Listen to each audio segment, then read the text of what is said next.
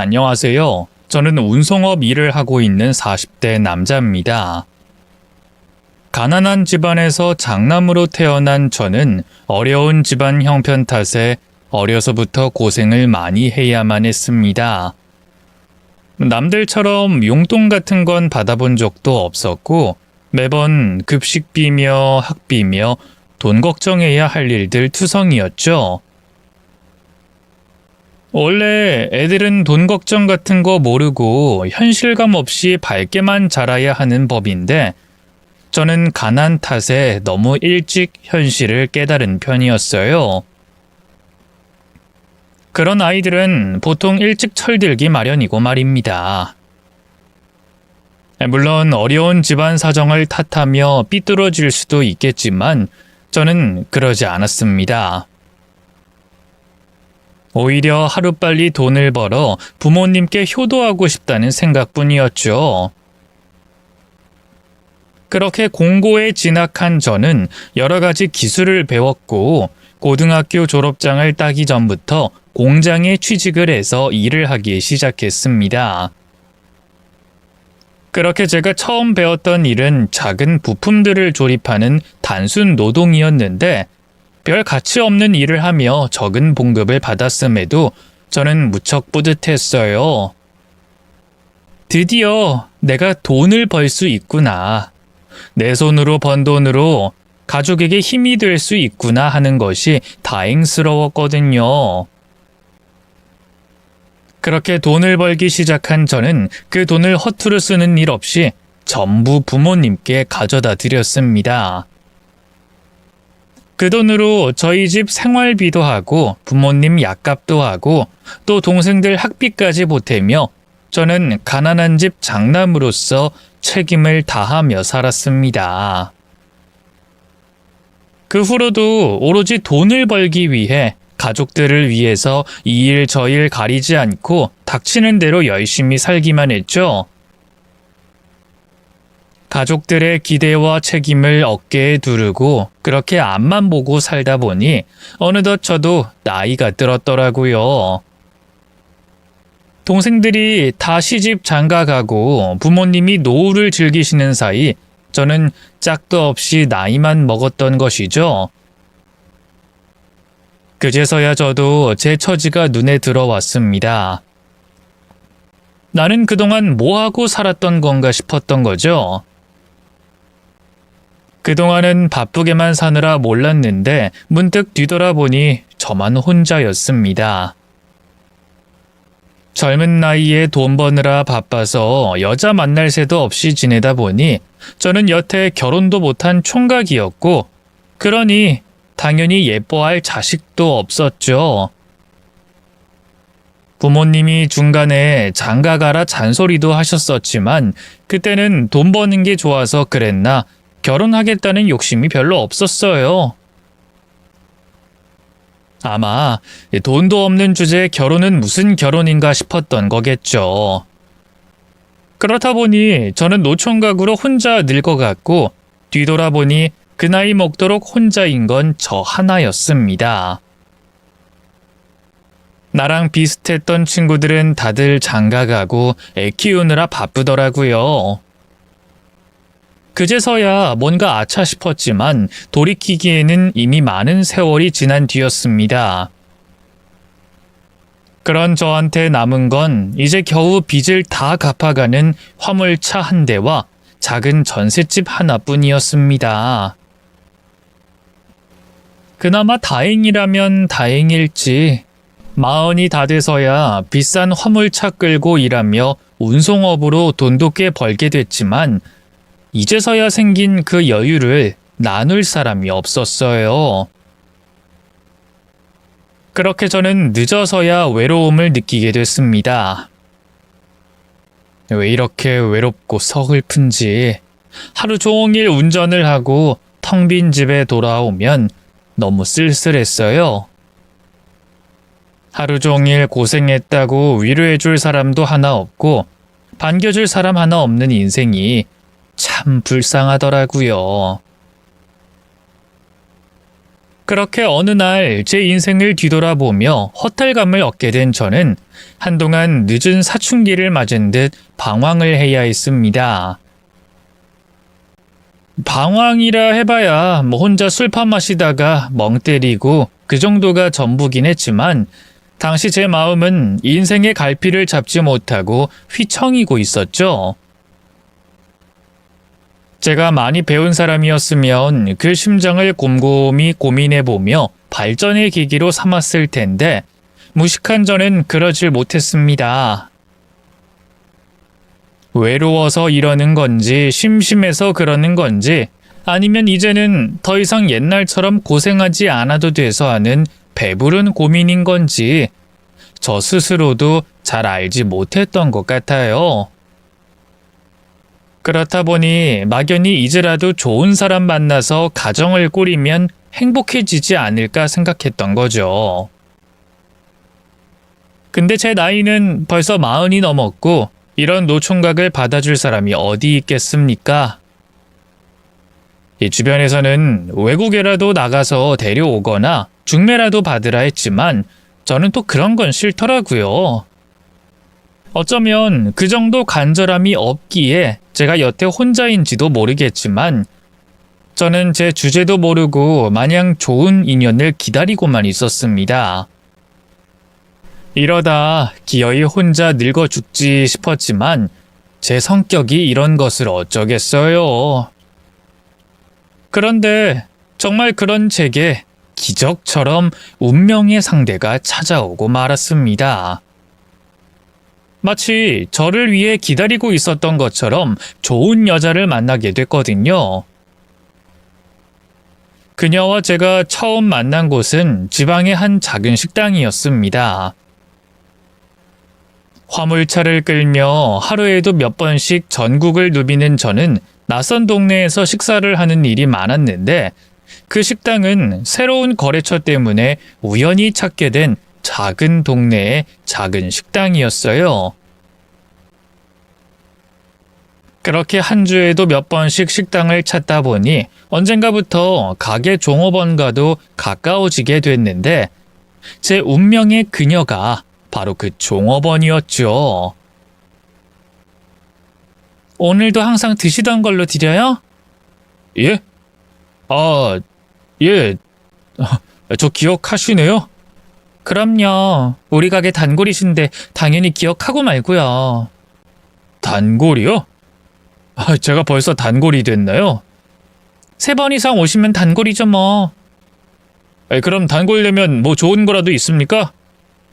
서비스라도 주시나? 농담입니다.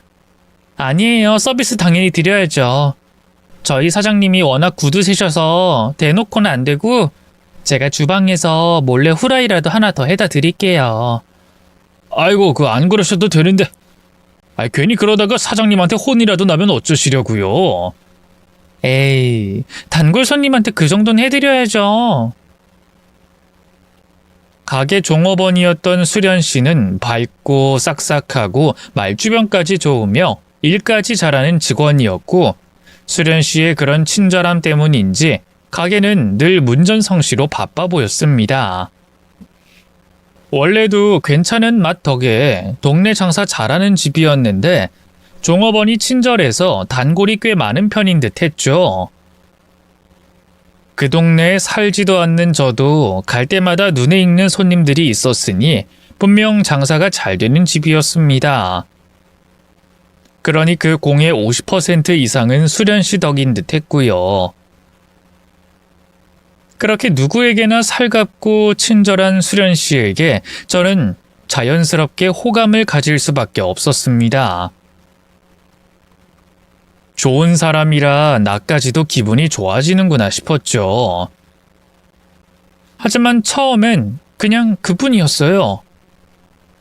갈 때마다 웃으며 반겨주니 괜히 고향집에 온 것 같기도 하고 계란 후라이며 몰래 반찬 서비스도 받으니 그거 얻어먹으러 일부러 한 번 더 가기도 하고 그런 정도였죠. 나한테 왜 이리 잘해주나 설레고 신기한 마음도 있었지만 저도 좀 잘해준다고 금방 착각하고 오해하는 칠푼인 아니었거든요. 뭐 그냥 손님이니까 잘해주는 거겠지.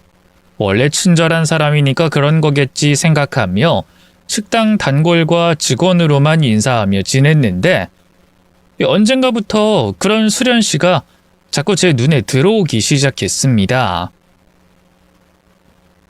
어머, 사장님, 왜 이제 왔어요? 예? 제가 늦은 건가요? 오늘 장사 안 하시나요? 아니, 그런 게 아니고 왜 이렇게 오랜만에 오셨냐고요. 제가 그동안 사장님 얼마나 기다렸는지 아세요? 죄송합니다. 제가 요즘 이쪽 길로 일이 없었어가지고요. 어쩌다 보니 오랜만에 오게 됐네요. 거진 한 달 만인가요? 한 달도 더 됐죠. 이렇게 오랫동안 못 올 거면 말이라도 해주시던지. 일주일에 두세 번씩 보이던 사람이 갑자기 그렇게 길게 소식이 없으니까 걱정했는지 아세요? 수련 씨가 제 걱정을 하실 줄은 몰랐는데. 이거 참 영광입니다. 아유, 그렇게 진작 얼굴 좀 비추지. 아이고, 우리 수련이가 자네 걱정은 얼마나 했는지. 차 몰다가 사고가 난 건 아니냐면서 발을 동동 구르더만. 우리도 맨날 오던 양반이 안 오니까 뭔 일 났나 했어. 수련 씨가요? 정말요? 제 걱정을요? 저는 그러실 줄은 모르고. 아무래도 제가 거래처가 여러 곳이다 보니까 근래에 이쪽에 올 일이 없어서 그랬어요. 괜히 걱정 끼치게 돼서 죄송스럽네요. 그러니까 앞으로는 길게 못 오면 못 온다. 미리 말이나 좀 해줘요. 그래야 나도 엄한 걱정 안 하지. 아니, 혼자 밤길 운전하면서 힘든 일 하는 사람이 왜 그렇게 배려가 없어요? 저는 그냥 수련 씨가 저를 밥 잘 먹는 단골 정도로 생각하는 줄 알았는데 수련 씨가 제가 보이지 않자 걱정을 했었다는 겁니다. 누군가 제 걱정을 해주는 게 워낙 오랜만이라 그런지 그런 잔소리를 듣는 게 무척이나 어색했어요. 저도 나이가 40이니 부모님께 걱정 끼칠 나이도 아니고 집에 기다리는 사람이 있는 것도 아니다 보니 누구 하나 저를 걱정해줄 사람이 별로 없었거든요. 그렇다 보니 누가 나를 걱정할 수도 있을 거라는 생각을 아예 안 하고 살았는데 그저 조금 알던 사이인 수련 씨가 저를 염려했다는 게 엄청나게 감동스럽더라고요. 그리고 그때부터 저는 수련 씨를 향한 제 마음을 조금씩 키워갔던 것 같습니다. 처음부터 착하고 밝은 수련 씨가 마음에 들긴 했지만 내 주제에 넘볼 사람이 아니다 싶어 시작도 안 하려 했는데 수련 씨가 제 걱정을 그렇게 했다는 게 수련 씨도 제게 관심이 있다는 청신호가 아닌가 싶었어요. 이제 포기해야지 싶었던 순간에 찾아온 기회를 저는 놓치고 싶지 않았습니다. 그렇게 저는 그 후로 일이 없는 날에도 굳이 식당을 찾으며 수련 씨에게 매일같이 눈도장을 찍기 시작했습니다. 덕분에 동선도 꼬이고 일욕심도 내려놔야 했지만 매끼 점심을 수련 씨 얼굴을 볼 수 있다는 게 참 좋더라고요. 수련 씨, 저 왔습니다. 어머, 오늘은 일찍 오셨네요? 배송은 잘 하셨어요? 예. 뭐예요? 오늘도 일 없는데 그냥 오신 거예요? 아이고, 그럼 자네는 일도 없는데 여기까지 밥 먹으러 온 거야? 아니요, 그냥 겸사겸사. 여기 밥이 맛있잖아요, 사장님. 제가 언젠가부터 중독이 돼서 여기 밥 안 먹으면 잠이 안 오더라고요. 나 참, 입에 발린 소리 잘도 하네. 하긴 어디 자네가 밥 먹으러 왔겠어? 수련이 얼굴 보러 왔겠지. 그렇게 좋으면 그냥 데려가 살던가. 왜 괜히 일도 안 하고 한가롭게 번잡스러운 짓을 해? 예? 아니, 제가 어떻게 수련 씨를... 자네가 우리 수련이 마음에 든 거 누구 모르는 사람 있나? 처음부터 수련이 좋아서 우리 식당 단골한 거잖아. 수련이 너도 최 사장 마음에 든 거 아니냐? 그러니까 맨날 걱정하고 방정을 떨지. 저것이 나 몰래 자네한테 후라이 갖다 준 걸 내가 몰랐을까봐? 그거에 수련 씨가 워낙 친절하셔서 단골들한테 챙겨주시는 거죠. 아이고, 후라이까지 갖다 준 건 자네 하나였다니까. 그러니까 그 나이 먹고 괜히 내외들 하지 말고 진도 팍팍 빼버려. 그 나이까지 둘 다 혼자인 거 보면 운명인 거지. 뭘 그렇게 빼고 그래? 사실 저희는 서로에게 진작 관심이 있었지만 선뜻 내색하진 못하고 있었어요. 수련 씨는 한번 이혼을 한 상처가 있는 사람이었고 저는 40 넘도록 노총각이라 겁이 많았거든요. 그렇게 맨날 눈도장만 찍으며 이도저도 못하고 있자 사장님이 저희 대신 나서 주셨던 거죠. 저희가 서로 관심이 있다는 걸 식당 사장님까지도 알게 되셨던 건지 사장님은 내외할 것 없다며 저희를 제대로 엮어주고 싶어 하셨습니다. 서로 눈치만 보고 있던 저희 대신 사장님이 오작교가 되어 주셨던 거죠.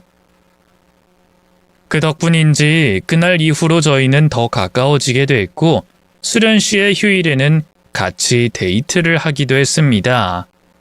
수련 씨랑 이렇게 나들이를 오게 될 줄은 몰랐는데 살다 보니 제 인생에 이런 날이 오기도 하네요. 철우 씨는 사람이 너무 순수한 것 같아요. 40 넘어서 여자랑 데이트하는 게 그렇게 떨려요? 우리가 하루 이틀 본 사이도 아닌데 편하게 좀 있어요. 아직도 덜덜 떨고 계시네.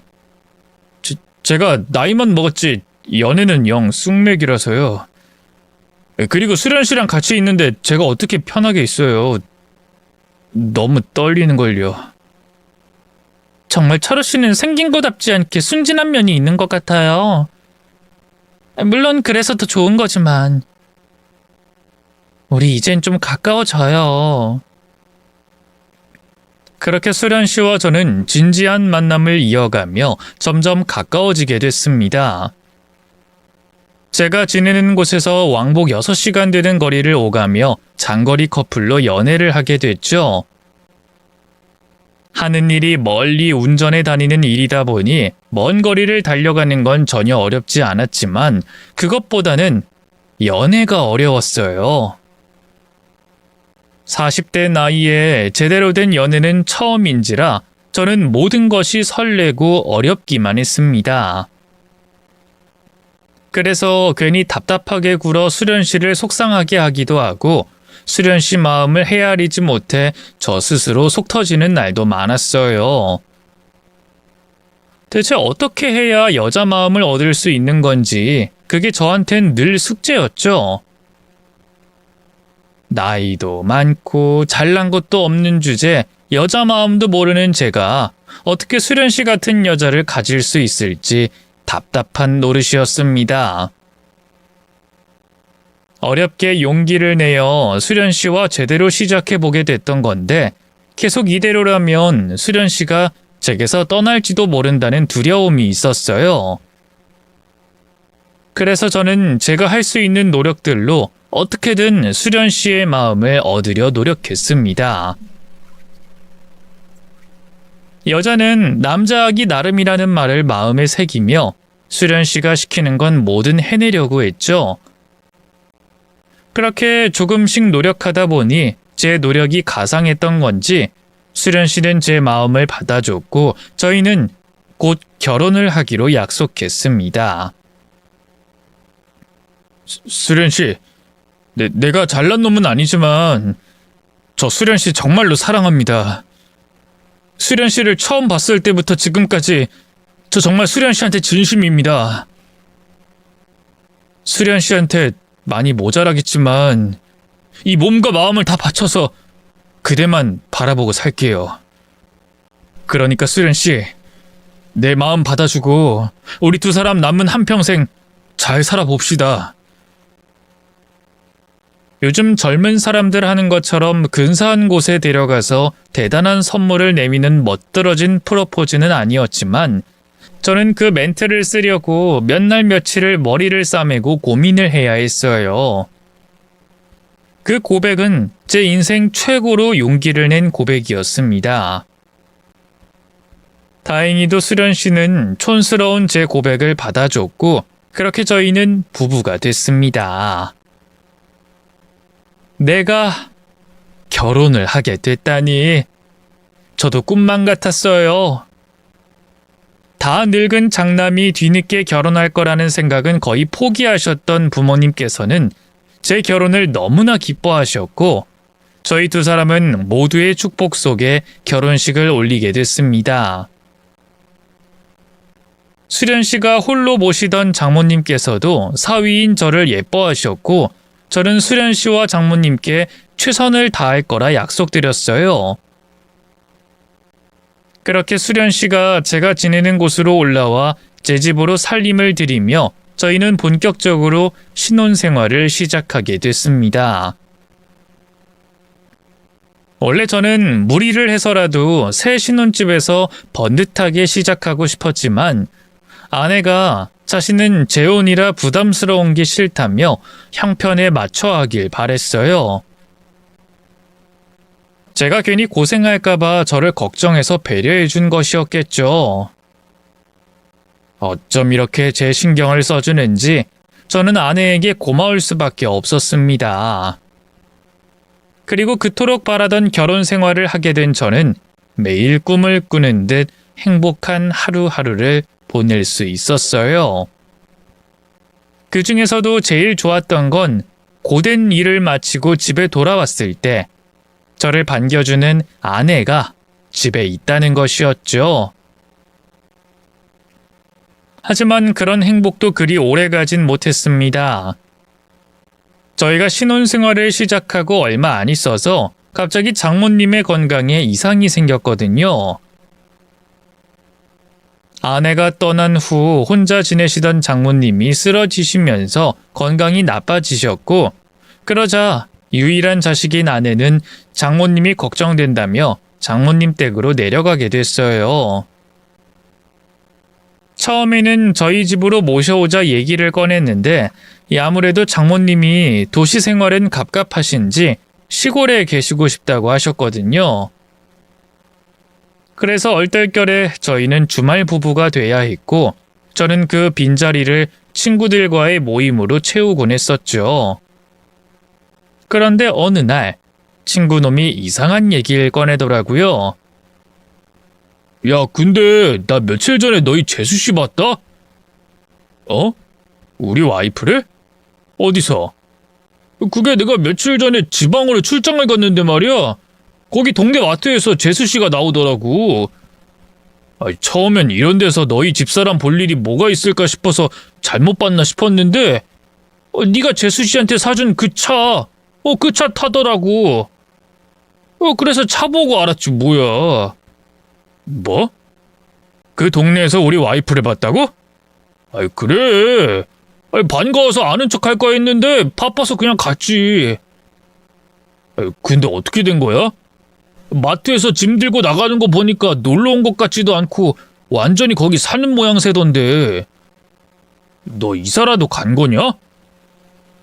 어느 날 친구가 제게 뜻밖의 동네에서 저희 아내를 봤다며 이야기를 해주는 겁니다. 그 동네 마트에서 잔뜩 장을 보고 어디론가 사라졌다는데 그래서 그 모습을 보고 제가 그 동네로 이사를 간 줄 알았다는 거예요. 하지만 저는 그 동네에 간 적도 없고 그쪽에 연고도 없었거든요. 그러니 제 아내가 어째서 그 동네에 있었던 건진 알 수가 없는 노릇이었습니다. 게다가 친구가 말한 그 동네는 저희 처가와도 상당히 거리가 있는 곳이었거든요. 분명 처가에서 아픈 장모님을 모시고 있어야 할 아내가 왜 전혀 다른 동네에 있었던 건지 저는 의아했습니다. 하지만 그때까지도 저는 제 아내를 결코 의심하지 않았습니다. 친구는 혹시 아내가 나 말고 다른 사람이 생긴 게 아닌가 하는 걱정을 했지만 저는 제 아내를 그렇게 생각할 수 없었습니다. 그래서 저는 친구가 잘못 봤을 거라 생각하고 대수롭지 않게 여기려 했어요. 친구는 분명 제 아내의 차종까지 확인했다고 했지만 그 친구도 지나가면서 본 거니 확실하지 않을 수도 있다고 생각했어요. 그래서 저는 아내에게 직접 그 일을 묻지도 않고 넘어가려고 했죠. 하지만 한번 머릿속으로 의심을 품으니 자꾸 의심할 일이 생기는 건지 그 후로 아내의 이상한 점이 자꾸 보이기 시작하더라고요. 그러고 보니 그전에도 분명 이상한 일들이 몇 번 있긴 있었습니다. 주말마다 저와 함께 있는 아내가 자꾸 걸려오는 전화를 까버린다거나 제가 없을 때 누군가와 통화를 한다거나 하는 일들이 꽤 있었거든요. 누구야? 안 받아도 돼? 아니야, 그냥 스팸이야. 아, 요즘 자꾸 이런 전화가 오네? 그래? 스팸 그거 귀찮지. 그럼 아예 차단을 해버려. 내가 알아서 할 테니까 신경 쓰지 마. 아내는 스팸이라며 종종 전화를 받지 않았고 어쩌다 전화를 할 때면 굳이 복도로 나가 저 몰래 전화를 받곤 했습니다. 그러다 제가 나오면 놀라며 급히 전화를 끊곤 했죠. 내가 나중에 다시 연락할게. 그만 끊어. 뭐야? 누구랑 통화하는데 그렇게 급하게 끊어? 그냥 친구. 친구? 친구랑 전화하는 거면 그냥 방에서 편하게 하지 뭐하러 복도까지 나와서 그래. 추운데 집에서 전화해. 아니, 집에서 시끄럽게 떠들면 당신 불편할까봐 그러지. 그리고 별로 좋은 이야기도 아니라서. 아니, 글쎄, 친구 남편이 밖에서 술을 마시고 외박을 했다네? 이 집 남편이 워낙 자주 일해서 이런 전화가 한두 번이 아니야. 평소엔 친구 불쌍해서 그냥 들어주는데 오늘은 나도 당신한테 집중해야 하니까 그냥 끊었어. 이상하게 제 앞에서 통화를 피하는 모습이 신경 쓰였지만 그동안은 아내의 말을 곧이곧대로 믿으며 그런 줄로만 알고 지냈었습니다. 연애 때부터 아내 말이라면 껌뻑 죽던 저였으니 그런 아내를 의심할 일도 없었거든요. 하지만 친구의 말을 들은 이후로는 뭔가 이상한 기분이 들었어요. 혹시 아내가 제게 숨기는 게 있는 건 아닌가 하는 의심이 생겼죠. 분명 머리로는 아내를 의심하면 안 된다고 생각하는데도 한 번 시작된 의심은 순식간에 뻗어나가기 시작했습니다. 그러자 언젠가부터는 아내가 하는 말과 행동들이 전부 의심스럽게 되더라고요. 여보, 이번 주엔 그냥 내가 장모님 댁으로 내려갈까? 뭐? 아니야, 바쁜데 뭐하러. 그냥 주말에 내가 올라올 테니까 기다려.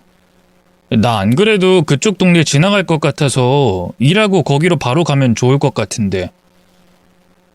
집도 좁은데 뭘 오겠다고 그래.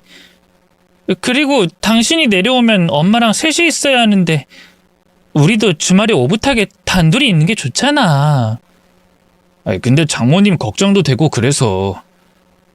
그러고 보니까 내가 장모님 얼굴 못 뵌 지도 꽤 됐더라고.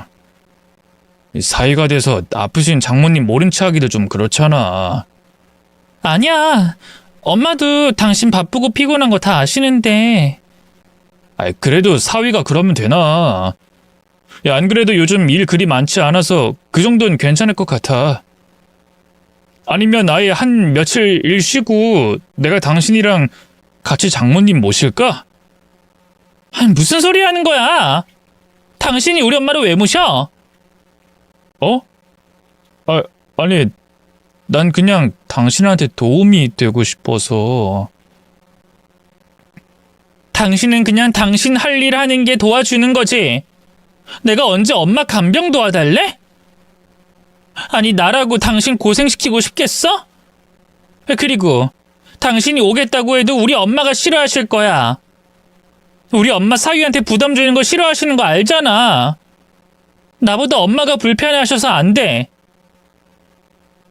장모님을 간병하러 내려간 아내는 제가 처갓집에 찾아가겠다고 하는 걸 무척 꺼려했습니다. 어쩌다 제가 내려가겠다고 하면 피곤하지 않냐, 바쁘지 않냐며 한사코 말리고, 그래도 가보겠다고 하면 장모님이 불편하실 거라는 이유를 들어 내려오지 못하게 하더라고요. 처음엔 그것도 전부 아내가 제 걱정을 해서 그러는 거라 생각하며 나를 배려하는 아내에게 고마워만 했는데, 언젠가부터 그런 것들마저 의심스러워지기 시작했어요.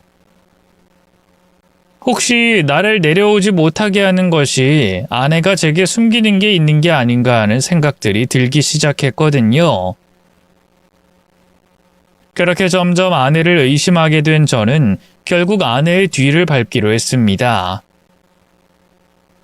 정말 이렇게 해야 하나 자괴감이 들었지만 계속 의심을 하면서 불안해하느니 제 두 눈으로 제대로 확인해보자 싶었죠. 그렇게 저는 한동안 일도 하지 않기로 하고 아내의 뒤를 쫓기로 했습니다. 하지만 막상 하려고 해도 어디서부터 어떻게 찾아야 할지 막막하더군요. 이대로 장모님 댁으로 쫓아가기도 뭐하고, 그렇다고 아내가 처갓집에 있을 것 같지도 않았고요. 그래서 고민하던 저는 아내가 주말에 집에 들렀다 가는 날에 몰래 아내의 뒤를 쫓아가기로 했습니다. 그렇게 주말이 되고 일주일 만에 아내를 만난 저는 아내 앞에서 아무렇지 않은 척 연기를 해야만 했어요. 아내를 의심하면서 아내와 함께하는 주말은 너무나 고역이었습니다. 아무래도 저는 연기엔 영 소질이 없는지 불안한 마음으로 웃고 있을 수가 없더라고요. 그러자 아내는 제가 평소와 다르다며 이상하게 여겼지만 저는 좀 피곤해서 그런다며 애써 변명을 했습니다. 그러자 아내는 제 말에 별다른 의문을 가지지 않았어요. 예전 같았더라면 안 그랬을 텐데 제가 알던 아내가 아닌 듯 했어요. 아무래도 그 이상 제게 관심을 가지기는 귀찮은 모양이다 싶었죠. 그렇게 아내와 끔찍한 주말을 보낸 뒤 저는 현관에서 아내에게 조심히 배웅을 했습니다. 그럼 조심히 내려가. 당신도 잘 지내고. 매번 이렇게 보내는 게 참 아쉽네. 우리 언제까지 주말 부부 해야 하는 거야? 그거야 나도 모르지. 엄마 건강해지실 때까지 일해야지 어쩌겠어. 아쉬워도 어쩔 수 없잖아. 그럼 내가 우리 엄마 버려놓고 당신 옆에 있어야겠어? 그런 말이 아니라 그냥 떨어져 지내는 게 힘들다는 거지. 아니면 이참에 내가 장모님 쪽으로 옮길까? 또 그 소리. 나 때문에 당신이 휘둘리는 거 싫다고 말했잖아. 그래도 언제까지 이렇게 지내야 할지 모르는데 계속 이러니까 힘들어서 그러지. 당신도 왔다 갔다 하느니 내가 옆에 있는 게 낫지 않겠어? 부부가 떨어져 있는 게 더 이상하지, 안 그래? 주말 부부가 얼마나 많은데 뭐가 이상해. 그리고 엄마 금방 좋아지실 거라니까? 근데 그 잠깐을 못 참아서 왜 이래 자꾸. 당신이 자꾸 이러면 나 부담스러워. 난 당신이 자꾸 못 내려오게 하고 그러니까 그렇지. 혹시 당신 나한테 말 못할 사정 같은 게 있는 건 아니지? 내가 내려가면 안 되는 이유라던가 말이야. 내가 당신한테 숨기는 거 있을까봐? 나 참. 그런 거 없다고 몇 번을 말해야 해. 화내진 말고. 난 그냥 답답해서 그러는 거니까 당신이 이해를 좀 해줘. 나도 힘들어. 당신만 힘든 거 아니야. 나라고 남편이랑 떨어져서 엄마 간병하는 게 좋겠어? 근데 상황이 지금 어쩔 수 없잖아. 그렇다고 당신까지 그 시골 촌구석으로 불러서 우리 엄마 챙기게 하는 건 더 싫어. 당신 수십 년간 가족들 뒷바라지하면서 힘들게 살아온 사람이잖아. 당신 고생 내가 누구보다 잘 알고, 그래서 이제 당신 행복하게 해주겠다고 약속까지 했는데 나까지 당신 힘들게 하면 나 마음 불편해서 못 살아. 이건 전부 당신을 걱정해서 그러는 거잖아. 그러니까 당신이 이해해줘, 응? 혹시나 하며 마지막으로 아내를 떠보기까지 했지만 아내는 끝까지 거짓말이었습니다. 여전히 장모님이 아프셔서 어쩔 수 없다는 핑계를 대며 저를 내려오지 못하게 하더군요. 이미 그 말이 거짓말인 것을 알고 있던 저는 제 앞에서 제 걱정하는 척 뻔뻔하게 거짓말하는 아내의 모습에 충격을 받았습니다. 이 사람이 대체 언제까지 거짓말을 하고 나를 어디까지 기만하려고 이러나 도저히 믿을 수가 없었죠. 그렇게 아내의 외도를 확신한 저는 아무렇지 않은 척 아내를 배웅했습니다. 그리고 잠시 뒤에 채비를 해 몰래 아내의 뒤를 쫓아가게 됐습니다. 미리 친구놈에게 차까지 빌려서 운전하는 아내의 뒤를 쫓아가게 됐죠. 아내는 금세 고속도로를 타고 한참을 달렸습니다. 대체 어디를 가는지 모르겠지만 아내는 시간이 없는 듯 중간에 휴게소도 들리지 않았어요. 쉬지도 않고 어딜 그렇게 가려는 건지 저는 착잡한 심정으로 계속 아내를 쫓아가게 됐습니다. 그러다 한참 만에 아내가 고속도로에서 벗어나기 시작했고 그렇게 저는 한 소도시에 도착하게 됐습니다. 예전에 친구놈이 제 아내를 봤다고 했던 바로 그 동네였죠.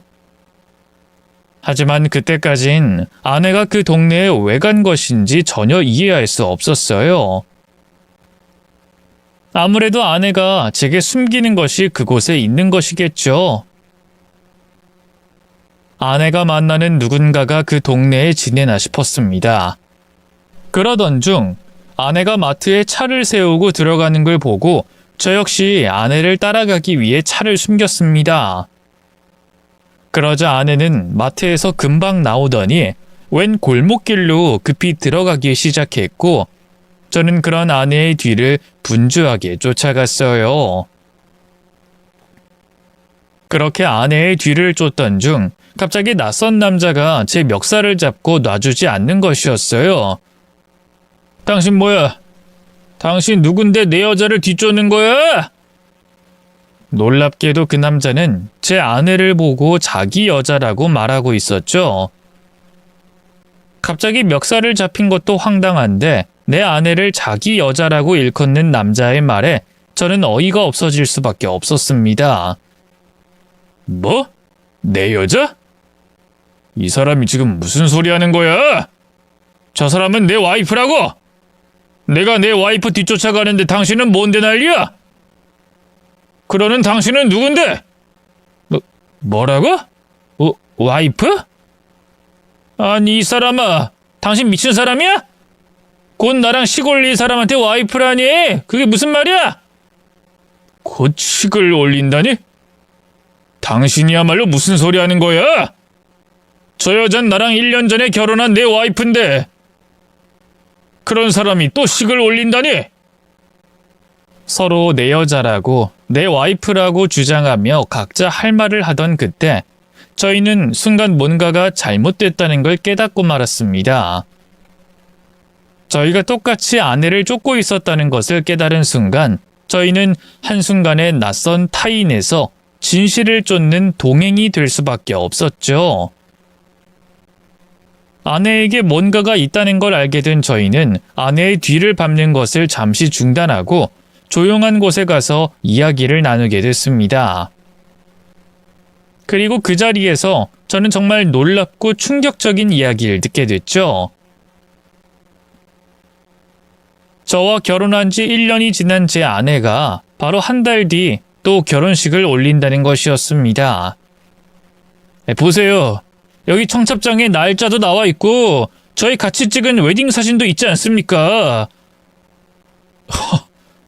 이게 대체 무슨 일인지.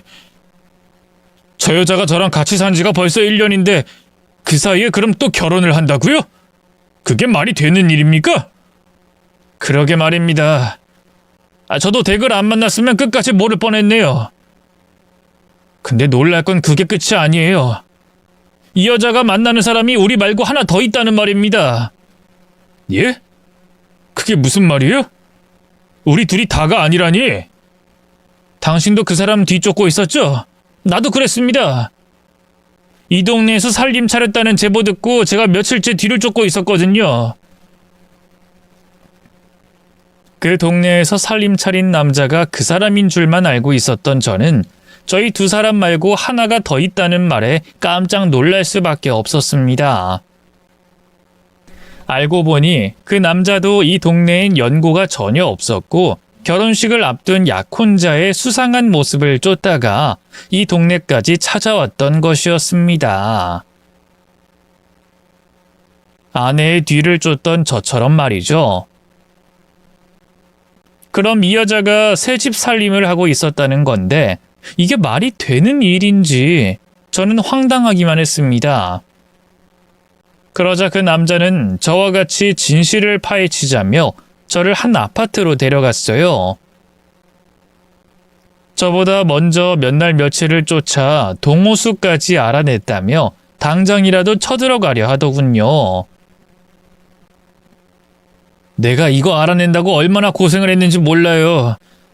제대로 증거를 잡아야 할 것 같아서 신중하게 다녔는데 오늘 마침 최철호 씨를 만났으니 오늘이 운명의 날인가 싶습니다. 이제 더 미룰 것 없이 저희 같이 쳐들어갑시다.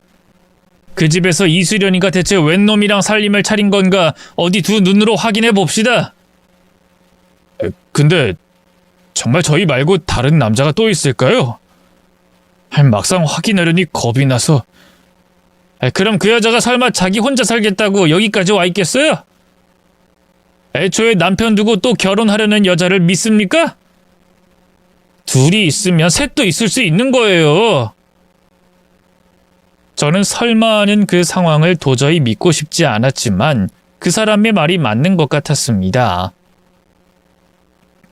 한 번 바람핀 여자가 두 번 피지 말라는 법은 없었으니까요. 그래서 저는 제 눈으로 아내의 진실을 확인하기 위해 그 남자와 같이 아파트로 올라가게 됐습니다. 아마 그 사람이나 저나 마음이 복잡했을 겁니다. 서로의 존재를 안 것만으로도 머리가 터질 것 같은데 이 아파트에 아내가 살림 차린 집이 또 있다니 그걸 어떻게 확인해야 하나 싶겠죠. 그래도 저희는 나름대로 계획을 세웠습니다. 우선 택배기사인 척하며 초인종을 누르고 문이 열리자마자 집 안으로 박차고 들어가기로 했죠. 그렇게 계획대로 초인종을 누르자 집안에서는 제 아내가 나왔더군요. 제 얼굴을 확인한 아내는 깜짝 놀라며 당황스러워했습니다. 당신 여기서 뭐해? 당신이 왜 이 집에서 나와?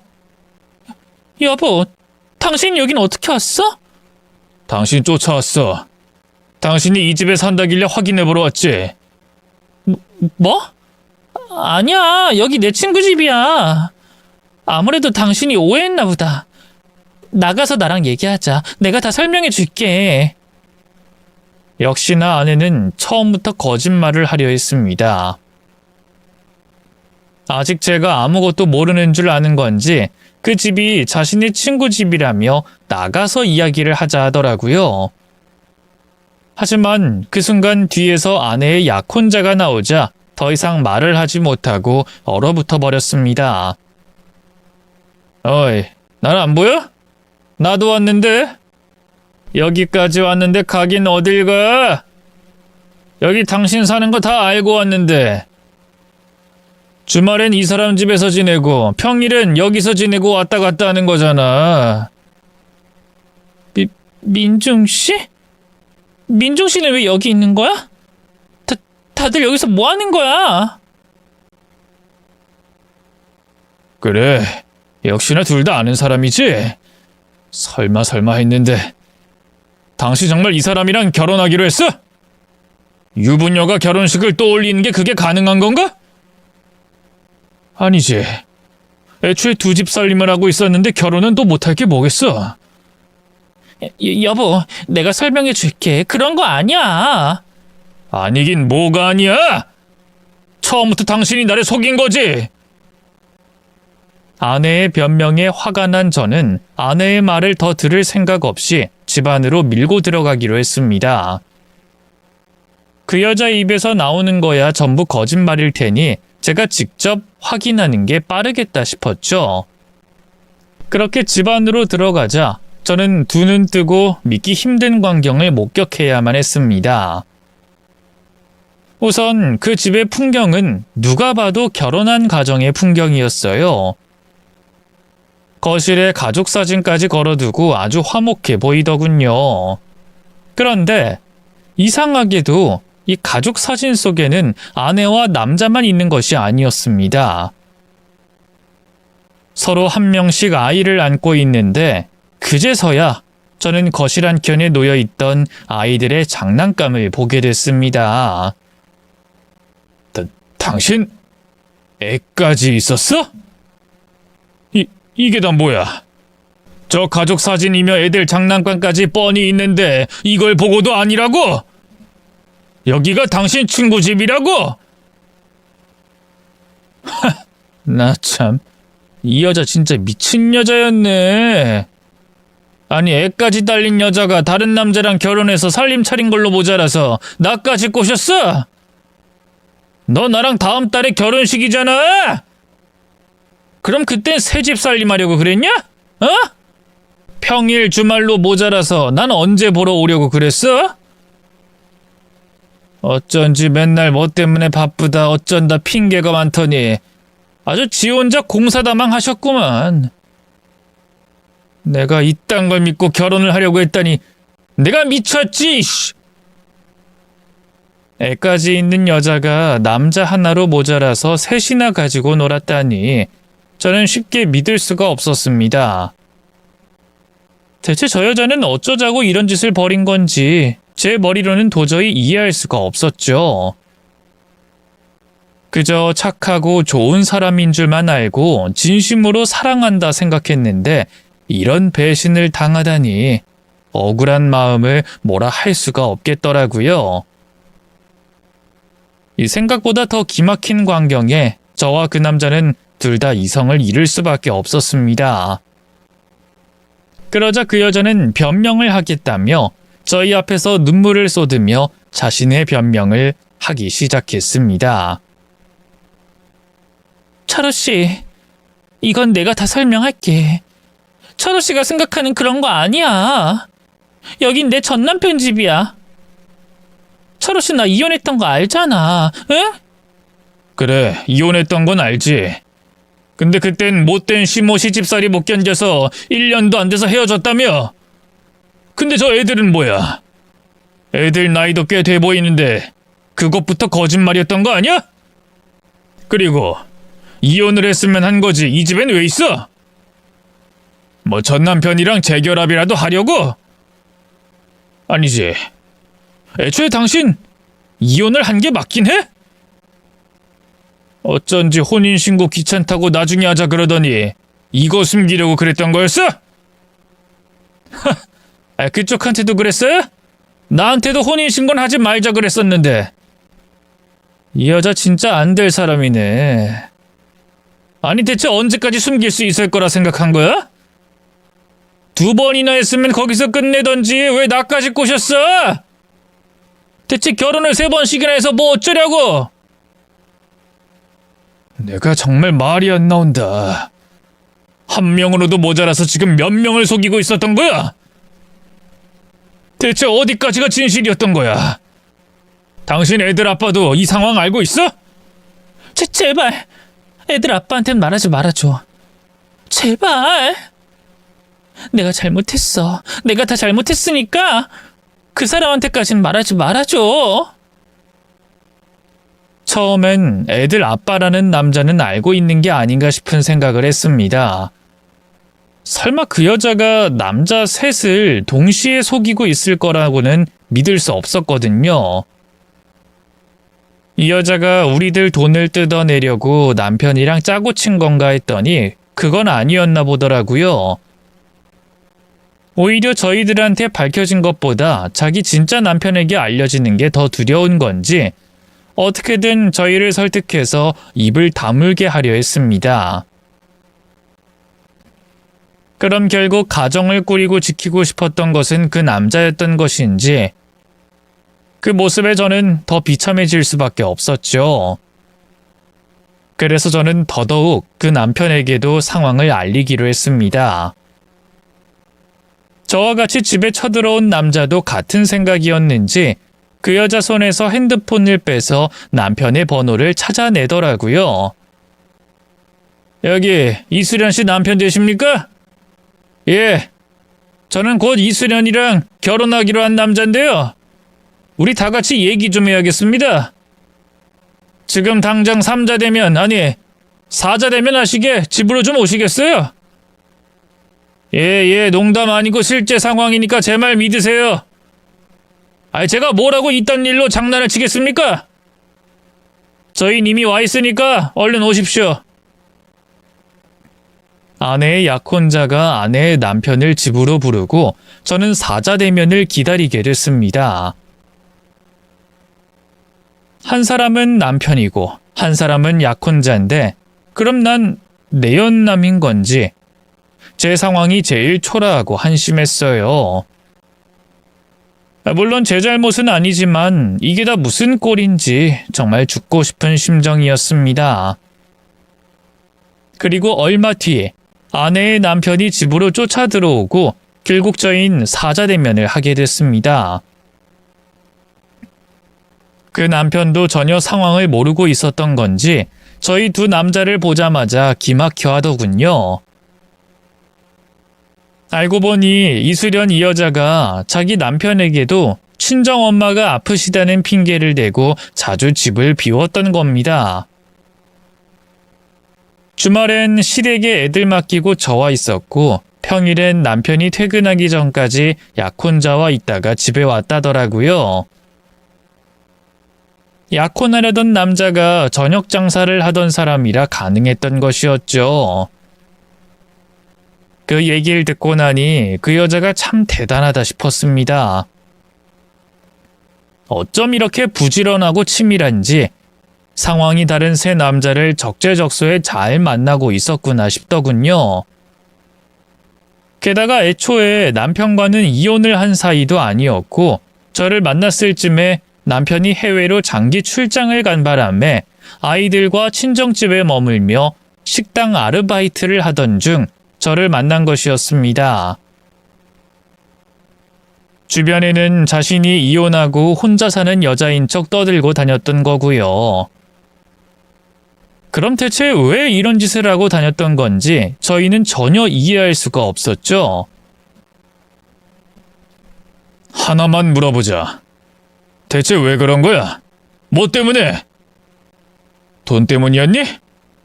순진한 남자들 꽂혀서 돈이라도 뜯어내려고 그러는 거야? 그쪽한테라면 몰라도 나한테는 아닐 거예요. 난 그냥 장사하는 사람인데 무슨 돈이 있다고? 오히려 내가 저 여자한테 돈을 빌리면 빌렸지. 나 참, 나도 이해가 정말 안 되네. 아 진짜 왜 그런 거야 당신? 아니, 두 집 살림으로 모자라서 세 집 살림까지 하는 사람이 대체 어딨냐고? 게다가 애까지 있는 여자가 이씨. 그래, 아니 당신 제정신이야? 어떻게 우리 애들을 두고 바람을... 그것도 두 명이랑 동시에 이럴 수가 있어? 남자들은 전부 황당해하며 그 여자에게 따져 물었고 그러자 울기만 하던 여자가 한참 만에 말을 꺼냈습니다. 그냥 너무 외로워서 그랬어. 당신이 출장 가서 애들 데리고 엄마랑 지내면서 너무 외로웠어. 뭐? 그래서 이혼 여인 척하고 나를 만났다는 거야? 그럼 연애로 끝을 냈어야지. 무슨 생각으로 나랑 결혼까지 한 건데? 당신 나 처음부터 다 속인 거잖아. 철호 씨가 너무 좋은 사람 같아서 나도 모르게 욕심이 났어. 우리 남편은 나한테 그렇게 다정하지도 않은데 철호 씨는 다정하게 대해주고 또 순진한 면이 있으니까 이런 남자랑 살아보면 어떨까 싶었던 거야. 그 얘기를 듣는데 전 정말 어이가 없었습니다. 어떻게 순진한 노총각의 마음을 이렇게 이용하고 흔들 수가 있는지. 그 여자는 처음부터 저를 가지고 놀고 있었던 거였어요. 남편이 장기 출장을 떠나서 외롭다고 결혼을 한다니 이게 정상적인 사람이 할 수 있는 생각이랍니까? 그런 줄도 모르고 진심을 다 내줬던 저는 비참한 마음을 이루 말할 수가 없었습니다. 그럼 왜 또 결혼하려고 그런 건데? 나로도 모자라서 또 결혼식 하려고 한 이유는 뭐야? 왜? 이번엔 내가 당신을 외롭게 했나? 내가 뭘 못해줬나? 그건 그냥 어쩌다 보니까 민중 씨가 마음이 들어서. 진짜 기가 막히네. 저 여자 말 들을 것도 없습니다. 그냥 미친 여자예요. 아니 외롭다고 덥석 결혼하는 게 말이 됩니까? 심지어 나랑 만날 땐 자기가 노처녀라 그랬어요. 남자 한번 만나본 적 없다고 온갖 순진한 척을 다 해대더니 애까지 딸린 걸로 모자라서 두 집 살림을. 그나마 나는 아직 식 올리기 전이라 다행이지만 형씨들은 어떡합니까? 아이, 우리가 아주 여자 한 번 잘못 만나서 인생 말아먹었네. 그 말을 듣는데 순간 저보다 더 불쌍한 것은 그 여자의 남편이겠구나 싶은 생각이 들었습니다. 뭐 저야 혼인신고도 안 했고 헤어지면 그만이지만 그 남자는 애까지 딸렸으니 어떻게 해야 하나 싶더군요. 하지만 겨우 그 정도로 위안을 삼기엔 저도 잃은 것이 너무나 많았습니다. 저의 순정과 진심을 모두 짓밟혔으니 이제 다시는 누군가를 믿지 못하겠다 싶더라고요. 그 후 저는 그 여자를 상대로 고소를 걸었습니다. 혼인빙자 사기로 민사소송을 거는 것이 제가 할 수 있는 유일한 수단이었습니다. 그리고 얼마 뒤에 그 여자가 진짜로 이혼녀가 됐다는 소식을 듣게 됐습니다. 아이들 양육권까지 뺏겨 다시는 아이들을 볼 수 없게 됐다고 하더라고요.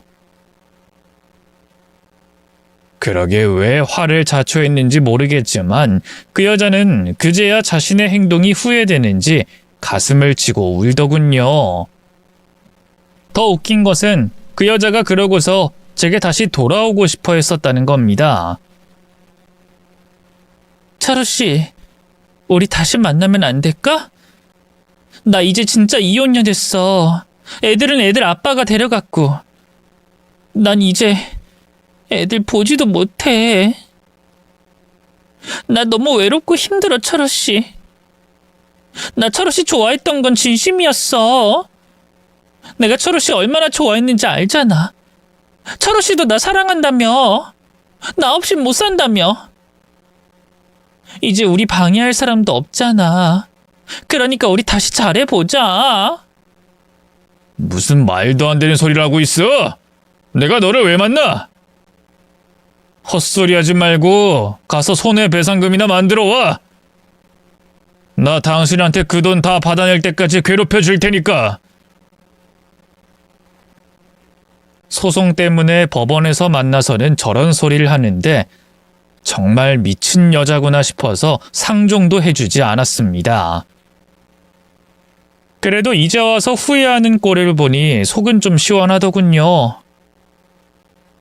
내가 잃은 것만큼 저 여자도 다 잃었구나 생각하니 적어도 두 발 뻗고 잘 수는 있을 것 같았죠. 그 후로 저는 손해배상을 받게 됐고 그렇게 제 결혼 생활은 막을 내리게 됐습니다.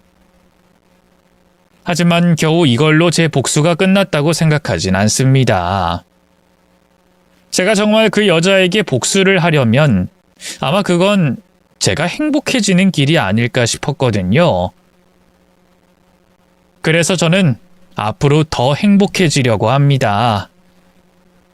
언제 좋은 인연을 만나게 될진 모르겠지만 하루하루 제 일 열심히 하며 행복하게 살아보려고 합니다.